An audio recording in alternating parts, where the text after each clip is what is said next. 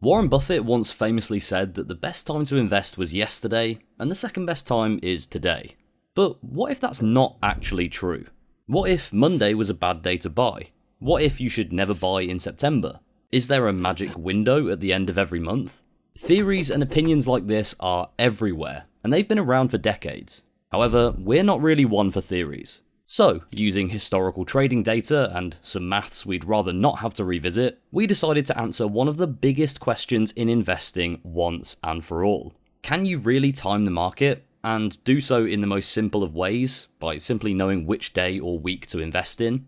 Let's take a look at the results, and just remember that as always, nothing I say is financial advice, and your capital is always at risk when investing. So let's start with this. Is there a best day of the week to invest? This might seem like a bit of a moot point unless you're a short-term trader, but think about it. If stocks are reliably down on one particular day, there'd be an advantage to choosing this day for a regular investment. You could consistently buy in when prices are slightly lower, picking up more shares for the same amount of money. Over a few decades, tiny edges like that would add up substantially. Even a 1% annual fee can eat up 25% of a potential retirement portfolio, so reliably gaining 1% or even 0.1% every week would be an absolutely massive deal. And there's one theory here that we're particularly interested to test out. The weekend effect is the idea that stocks tend to be down on Mondays compared to the Friday before. The leading theory as to why this supposedly happens is that companies tend to release bad news on a Friday, dragging prices down by the Monday morning. Some experts say that this only really used to be true up until the 70s, but others argue that it's still a real thing today. So let's put it to the test by analysing 25 years of returns, or 6,538 trading days of the S&P 500, which is a stock market index that tracks the performance of the 500 largest publicly traded companies in the US. We'll calculate the daily return as the percentage change from one day's close to the previous day's close. So if the S&P 500 closed at 5,000 on Monday and 5,050 on Tuesday, that's a daily return of plus 1% for Tuesday. Now, there are fewer Mondays in our analysis than there are other trading days, which is just because US public holidays tend to fall on a Monday, but this shouldn't meaningfully affect the outcome. Anyway, let's take a look at the results, and it seems like there's no weekend effect in sight. In fact, Friday is actually our worst day, while Monday is slightly better, with Tuesday standing out as the best day overall. Does that mean we have an answer? Well, not quite, because what we're looking at here is just an average, a smooth line drawn across hundreds of different individual days. In order for us to act on that average, it would have to actually be a real, reliable pattern. So, is it? One way to gauge this is by looking at how much the market typically swings in either direction on any given day, or the standard deviation if you want to be all fancy about it. Add that in, and we can see that on any given day, the S&P 500 typically fluctuates by around 1.2% in either direction, which is way more than the entire 0.053 percentage point gap between our worst performing day, Friday, and our best performing day, Tuesday.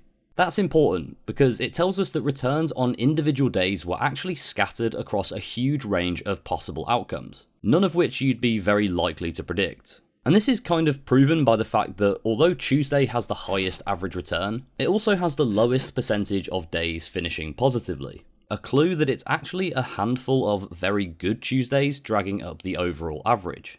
But a slightly higher historical average might still sound encouraging to you, so let's take a belt and braces approach to this. We can run a kind of statistical test that basically asks if we took all 6,538 days and randomly shuffled them into 5 groups, how often would we end up with differences at least as large as the ones that we've just found? If the answer is pretty often, then we can be somewhat sure that our results aren't telling us anything real. In essence, they're telling us that the results are random. Running this test gives us a single number called a p-value, which runs from 0 to 1, with results below 0.05 being considered statistically significant. Ours comes back at 0.83, meaning we'd find differences this big 83% of the time just by randomly shuffling the data around. Think about it like this. If you flipped a coin once every weekday for 30 years, some days would end up with a slightly higher average of heads than others, and a coin flip is a simple 50-50 outcome. The stock market has far more variation than that, which makes it even more likely to throw up patterns that look meaningful but aren't. So we've had no luck with days of the week, but is there a best time of the month to invest? This is arguably a much more useful question to answer, because many people choose to invest on a monthly basis. And there's another theory here that is worth testing. The turn of the month effect theorizes that stock prices usually increase during the last trading day of the month, and then also the first 3 trading days of the following month. Now, there is some logic to this, because the end of the month is when most people get paid, when dividends are reinvested, and when fund managers adjust their portfolios, all of which could, in theory, push prices up due to increased demand. But is it really true? Let's use the same S&P 500 data as before, splitting it into 2 groups: the 4 turn of the month trading days, and every other day in between, looking at the returns of each individual day. At first glance, it looks encouraging. Our turn of the month days have roughly double the average return of the rest of the month. But take a look what happens when we add in the typical daily swing. Yet again, another huge range of possible outcomes that absolutely swamp the tiny 0.025 percentage point difference between our turn of the month days and all of the other days. We also have the same thing going on as before with our percentage of positive days. Turn of the month days were actually slightly less likely to finish positive, indicating that the higher average isn't down to turn of the month days being more reliably good, but a handful of stronger ones dragging the average up. This time, our p-value, the number that tells us how often we'd get the same result by randomly mixing up the data, is 0.52, so still nowhere near the threshold that we'd need to call this a real pattern. Of course, if we care about long-term returns, we should care more about the total long-term return than how likely the short-term return is. But all in all, we can pretty confidently debunk this theory too, at least with this index across the past 25 years. But surely we'll have more luck with months of the year, right? I mean, just think about the amount of stock market wisdom that gets thrown around here.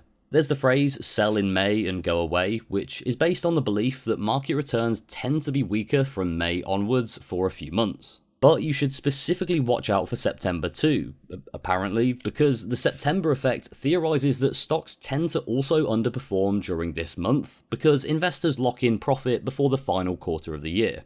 Then again, you might also want to give the month after a miss as well. The Wall Street crash of 1929, Black Monday in 1987, the lowest points of the dot-com crash, and the 2008 financial crisis all occurred during October. A spooky coincidence perhaps, but this has led to analysts pointing out that, for whatever reason, this is when markets tend to suffer crashes or steep declines. So what's the pattern here? Well, aside from a real lack of naming originality for various calendar quirks, you could find a reason to avoid just about any month if you tried hard enough. But at least the year supposedly ends on a high note with the so-called Santa rally, suggesting that markets often drift higher towards the end of the year, driven by a surge of festive optimism and increased Q4 consumer spending. And then there's also the January effect, which refers to the supposed tendency for stock prices to rise in the first month of the year as everyone returns from the Christmas break feeling more optimistic. But do any of these phenomena actually exist for real? If we look back at the S&P 500 over the past 25 years or 300 months, comparing returns from one end of the month to the end of the next, it does look like we can see a couple of patterns arising. For example, the September effect looks like it might actually be real, with this month averaging the worst return of any month. But it's not January or December that stand out as the winners here. It's actually a month that we've not even mentioned yet, November.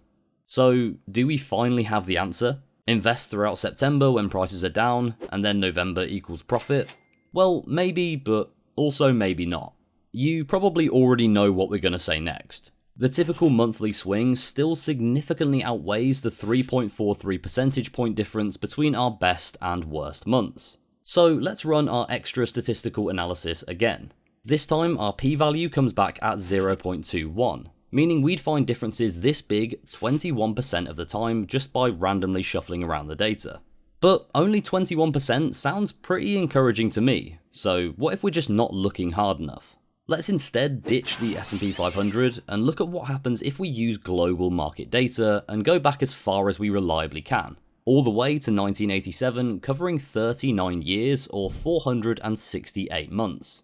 By adding more data, we'd expect any pattern actually driven by investor behaviour to become stronger, while any pattern occurring by chance would in theory become weaker. And unfortunately that's exactly what happens. September is still our worst month, but it's a lot less bad than it was before. Then the percentage of Septembers that produced a positive return has improved slightly too. And although November is still our strongest performer, the average returns aren't quite as good this time. Interestingly, the percentage of positive months has also dropped dramatically. So let's now add in that typical monthly swing.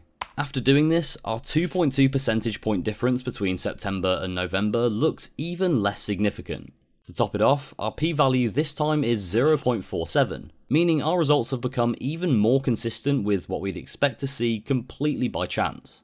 Unfortunately, at 25 years or even 39 years of data, that's still just 39 Septembers or 39 Novembers, so not a very large sample size. And the bigger the sample size gets, the more random the results appear to be. There's something else worth bearing in mind as well. Even if the patterns we've seen throughout our experiment were rock solid, capitalizing on them would be nearly impossible. Exploiting tiny gains means buying and selling with perfect timing, racking up trading fees and the bid-ask spread.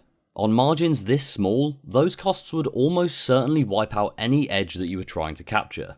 So was Warren right all along? Could the best day to invest actually just be today? Well, the fact is that by trying to time the market by waiting for the perfect time to invest, you could just as easily miss out on huge gains. Missing just the 10 best trading days in a 30-year period can reduce total returns by more than 50%, and the best and worst trading days have historically happened close together.